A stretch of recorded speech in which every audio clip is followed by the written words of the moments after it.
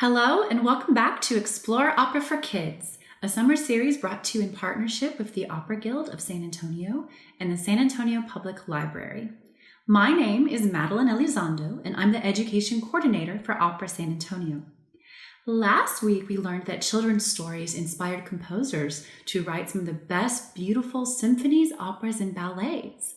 This week we're going to explore the similarities and differences between opera and musical theater. Let's take a look. Can you guess what type of production this is? Let's look at it carefully. There's singing, dancing, costumes, lights, and a set. If you guessed opera, you're right.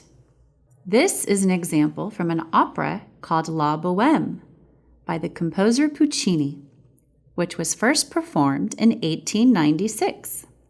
It's a sad love story about struggling artists. Now let's take a look at another photo. Can you guess what type of production this is? Look at it very carefully. This one also has singing, dancing, costumes, lights, and a set. Which could it be? Opera or musical theater? If you guessed a musical, you're right. This musical, called Rent, is the same story, but set in the world we live in today. It was first performed in 1993, nearly 100 years after La Bohème. There are actually many musicals inspired by operas, and sometimes it can be tricky to tell the difference. Both art forms continue to inspire one another. So if you love something like Rent or Hamilton, you'll probably love opera too.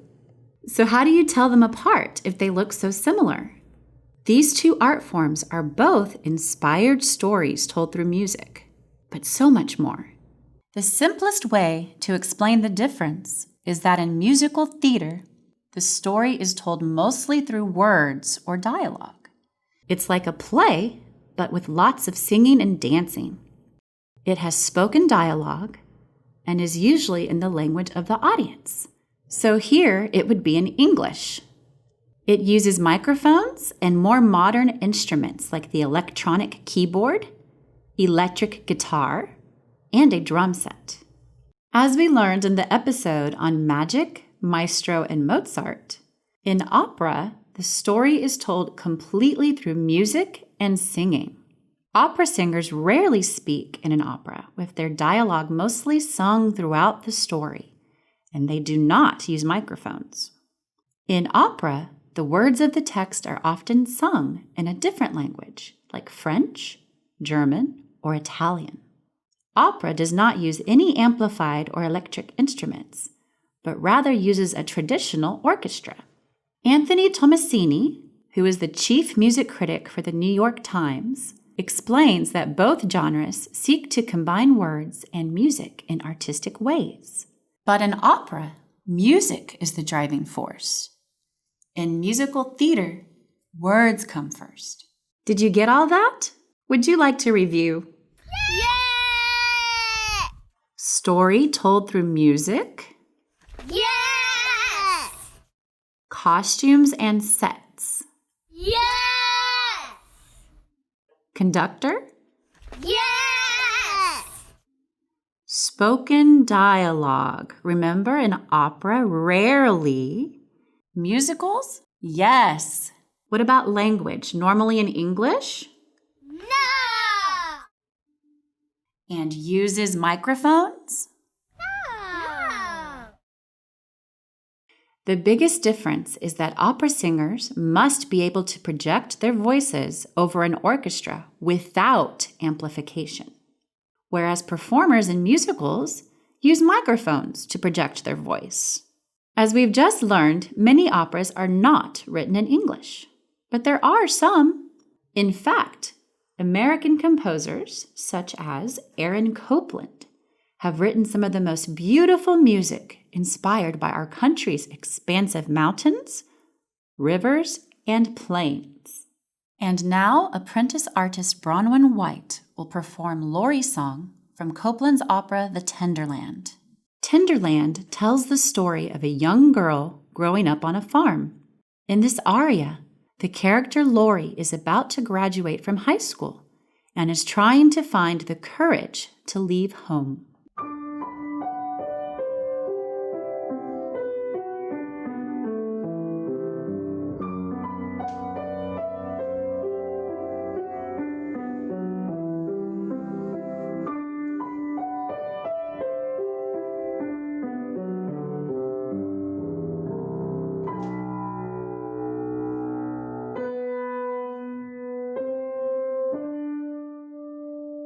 Once I thought I'd never grow tall as this fence. Time dragged heavy and slow. But April came and August went before I knew just what they meant. And little by little I grew up.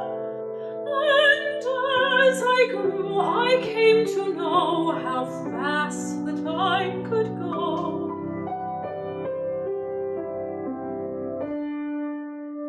Once I thought I'd never go outside this fence. This space was plenty for me. But I walked down the road one day, and just what happened I can't say. But little by little it came to me. That line between the earth and sky came beckoning to me. Now the time has grown so short, the world has grown so wide. I'll be graduated soon. Why am I strange inside? What makes me think I'd like to try to go down all those roads beyond that line above the earth and beneath the sky?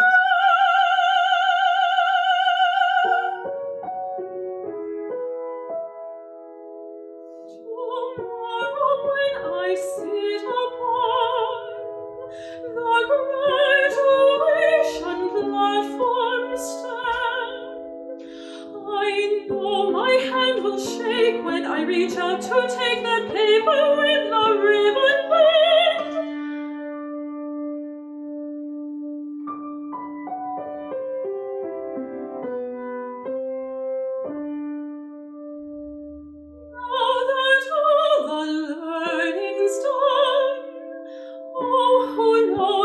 that will now begin.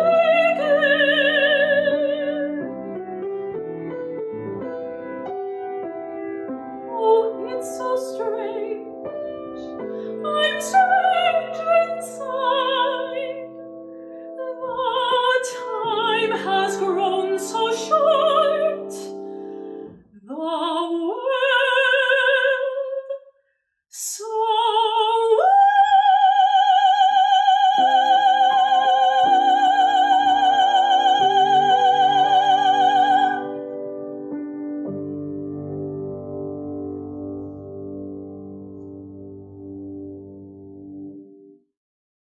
Beautiful, Bronwyn!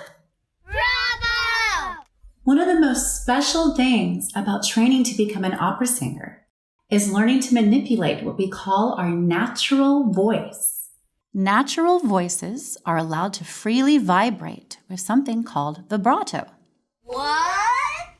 This manipulation of the voice is used by opera singers to achieve a slight fluctuation in tone to help them color the sound.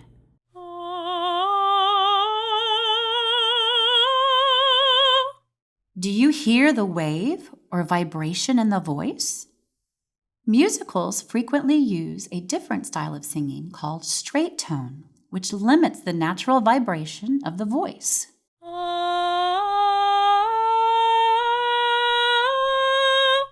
Both are advanced techniques used to differentiate these two art forms.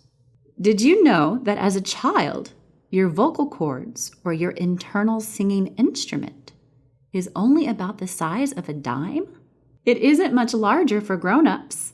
In fact, the size of an adult female's vocal cords are roughly the size of a penny, and adult males a quarter. Learning to manipulate such small muscles in harmony with all the other muscles inside your mouth and body takes years to master. Singers utilize their full bodies to achieve the power necessary to project their voices and be heard.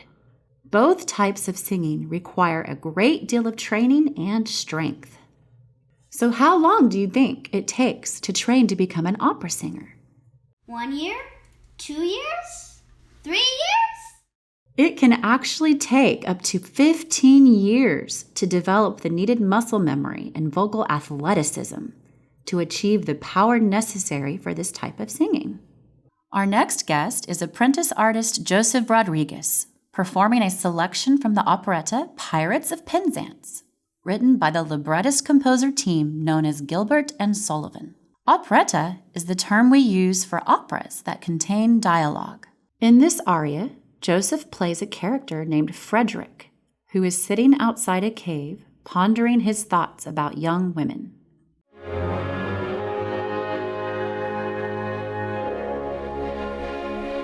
Oh, is there not one maiden here, whose homely face and bad complexion have caused all hope to disappear of ever-winning man's affection? To such a one, if such there be, I swear by heaven's arch above you, if you will cast your eyes on me, however plain you be, I'll love you. However plain you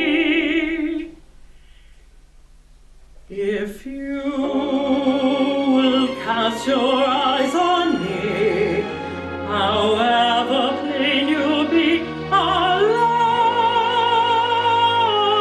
you. I'll love you. I'll love. I'll love you.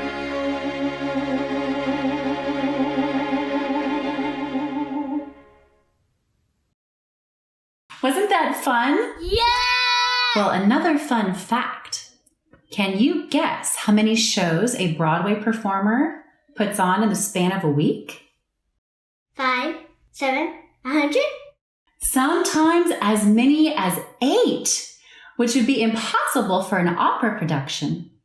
It is possible in musicals thanks to the use of amplification. In operas without use of microphones, singers tend to spread their performances out to help keep their voices healthy because they are working so hard without the use of amplification. Let's listen to one of our young artists apply their operatic voice to a song from musical theater. Here is Rob Saldana performing Some Enchanted Evening from the musical South Pacific, a classic tune from the 1950s golden age of musical theater, written by the team of Rodgers and Hammerstein. Rob plays a French plantation owner named Emile. He and a Navy nurse named Nellie have fallen in love. In this scene, Emile remembers the way he felt when they first met, which for him was love at first sight.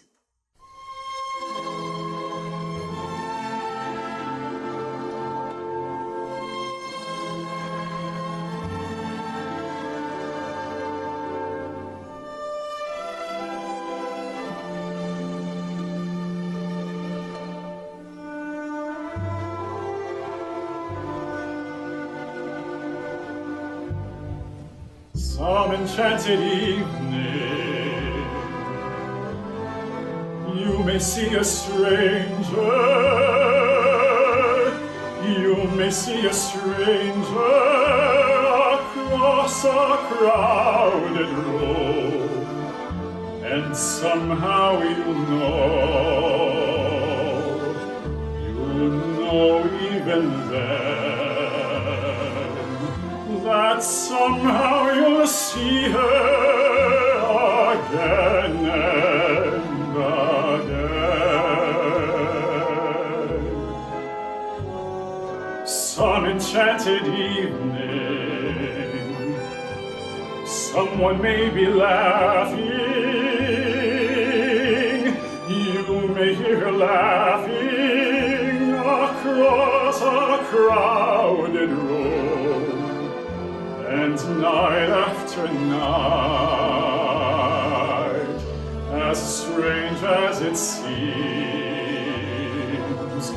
the sound of her laughter may sing in your dreams. Who can explain it? Who can tell you why? Fools give you reasons, wise men never try. Some enchanted evening, you may find her true love. You may hear her call you across a crowded road. Then fly to her side and make her your own. Or all through your life you may dream alone.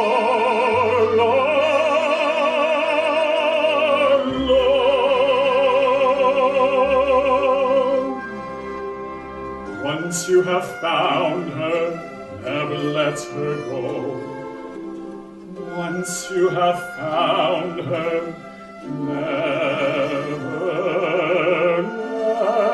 let her go.